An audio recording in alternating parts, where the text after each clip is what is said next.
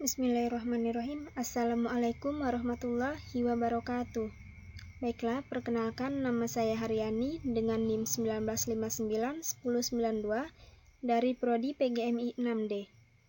Baiklah, di sini saya akan menjelaskan pendidikan karakter anak dengan materi mekanisme pendidikan karakter. Pengertian pendidikan karakter. Yang pertama itu ada pengertian pendidikan. Pendidikan adalah berbagai upaya untuk mewujudkan pembelajaran agar peserta didik dapat secara aktif belajar dan mengembangkan potensi dirinya menjadi lebih baik dari segi kecerdasan, pengetahuan, kepribadian, dan sebagainya. Kemudian yaitu pengertian karakter. Pengertian karakter adalah mengukir nilai-nilai positif baik dalam konsepsi dan tindakan nyata dalam perilaku sehari-hari. Kemudian ada pengertian pendidikan karakter. Jadi, pendidikan karakter itu adalah segala upaya untuk mengarahkan, melatih, menumpuk nilai-nilai baik agar menumbuhkan kepribadian yang baik, bijak, sehingga dapat memberikan kontribusi yang positif kepada lingkungan dan masyarakat luas. Kemudian ada sistem karakter. Yang pertama yaitu ada pengetahuan moral atau moral knowledge. Yang pengetahuan moral adalah kemampuan individu untuk mengetahui, memahami, mempertimbangkan, membedakan, menginterpretasikan macam-macam moral yang harus diterapkan dan harus ditinggalkan.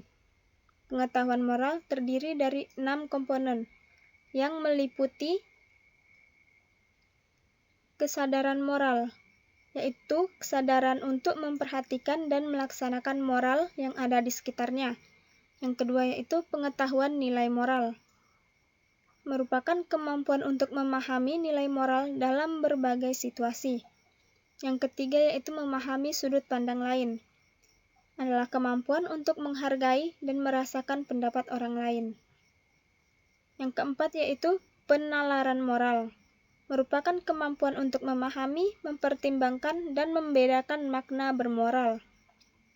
Yang kelima yaitu keberanian mengambil keputusan, yaitu kemampuan untuk tidak ragu menentukan pilihan yang tepat saat mengalami dilema moral.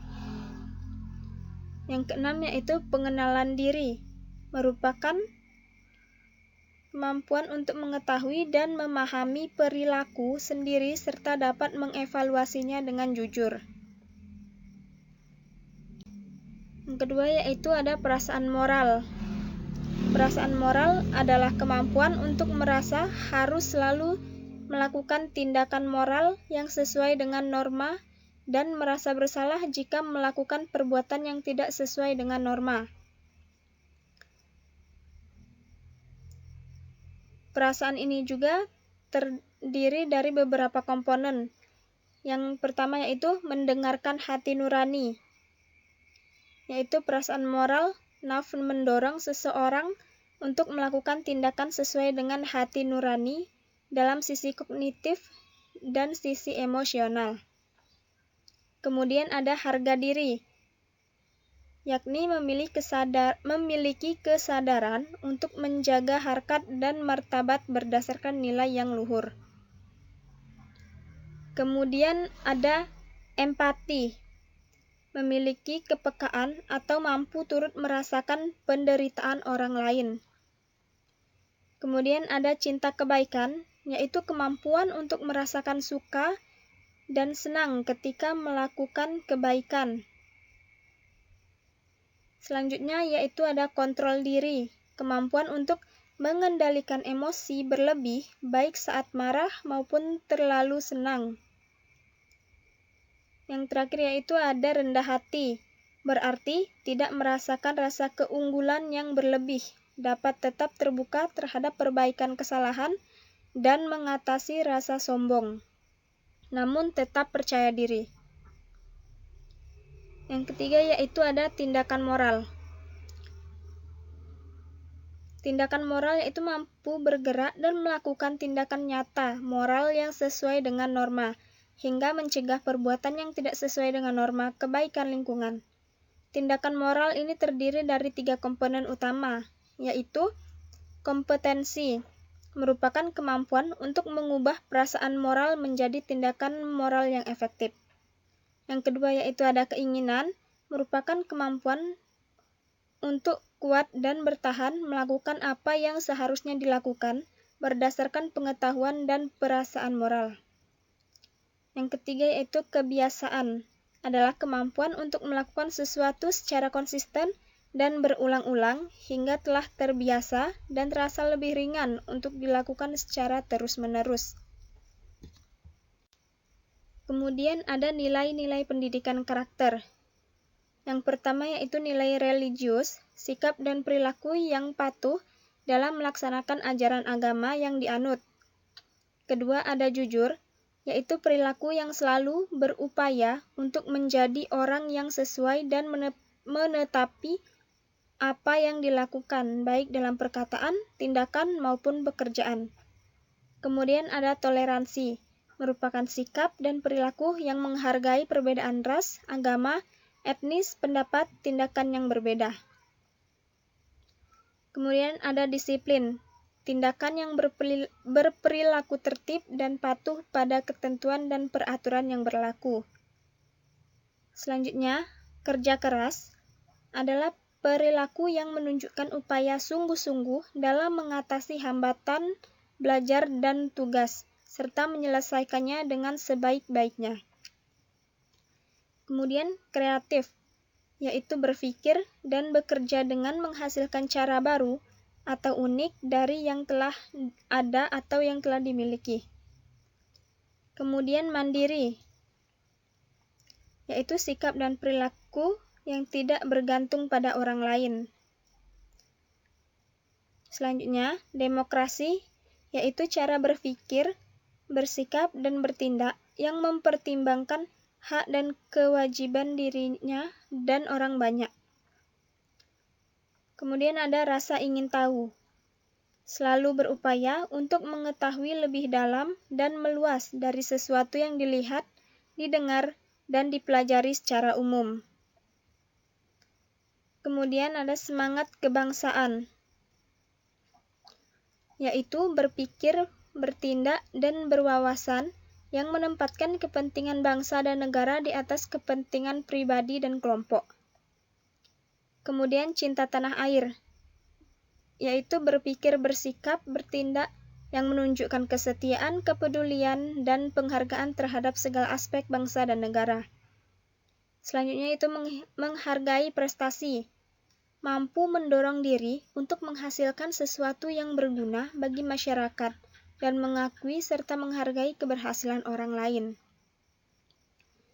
Kemudian bersahabat atau komunikatif, merupakan tindakan yang memperlihatkan rasa senang untuk bergaul, berbicara, dan bekerja sama dengan orang lain.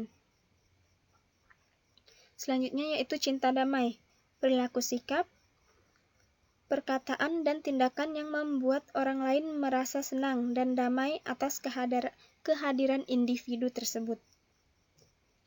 Kemudian gemar membaca, yaitu kebiasaan yang selalu memberikan waktu untuk membaca dan berbagi bacaan yang bermanfaat dan memberikan kebajikan bagi dirinya. Selanjutnya ada peduli lingkungan, yaitu selalu berupaya untuk menjaga dan melestarikan lingkungan di sekitar, termasuk menjaga, mencegah, dan memperbaiki tatanan alam di sekitar. Kemudian ada peduli sosial, sikap dan tindakan yang selalu ingin menolong dan membantu orang lain dan masyarakat umum yang membutuhkan.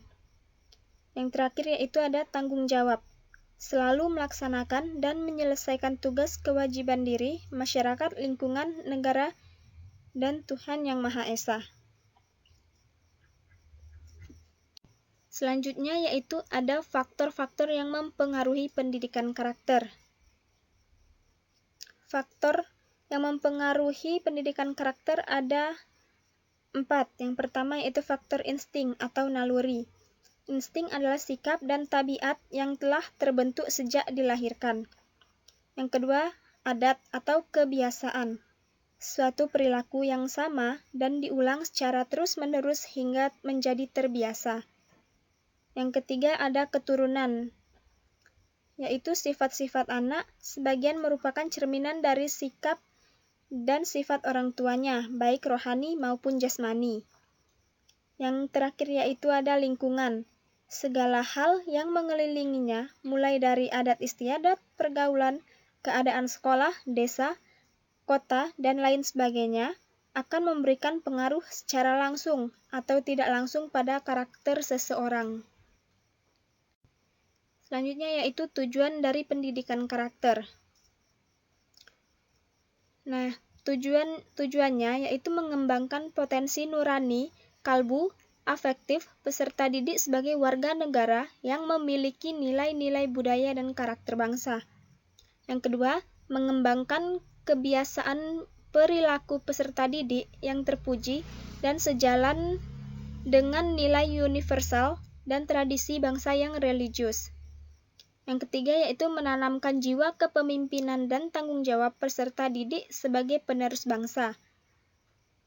Yang keempat yaitu mengembangkan kemampuan peserta didik menjadi manusia mandiri, kreatif, dan berwawasan kebangsaan. Yang terakhir yaitu mengembangkan lingkungan kehidupan sekolah sebagai lingkungan aman, jujur, kreatif, dan bersahabat. Selanjutnya, ada fungsi dari pendidikan karakter. Yang pertama yaitu fungsi pembentukan dan pengembangan potensi. Agar peserta didik mampu mengembangkan potensi dalam dirinya untuk berpikir baik, berhati nurani baik, dan berperilaku baik dan berbudi luhur. Yang kedua yaitu fungsi untuk penguatan dan perbaikan. Memperbaiki dan menguatkan peran individu, keluarga, satuan pendidikan, masyarakat, dan pemerintah untuk melaksanakan tanggung jawabnya dan berpartisipasi dalam mengembangkan potensi kelompok, instansi, atau masyarakat secara umum. Yang ketiga yaitu fungsi penyaring. Pendidikan karakter dapat digunakan agar masyarakat dapat memilih dan memilah budaya bangsa sendiri dan dapat menyaring budaya bangsa lain yang tidak sesuai dengan nilai-nilai karakter dan budaya bangsa sendiri yang berbudi luhur. Selanjutnya yaitu strategi pelaksanaan pendidikan karakter. Yang pertama itu ada sosialisasi ke stakeholder atau komite sekolah, masyarakat, dan lembaga-lembaga lainnya.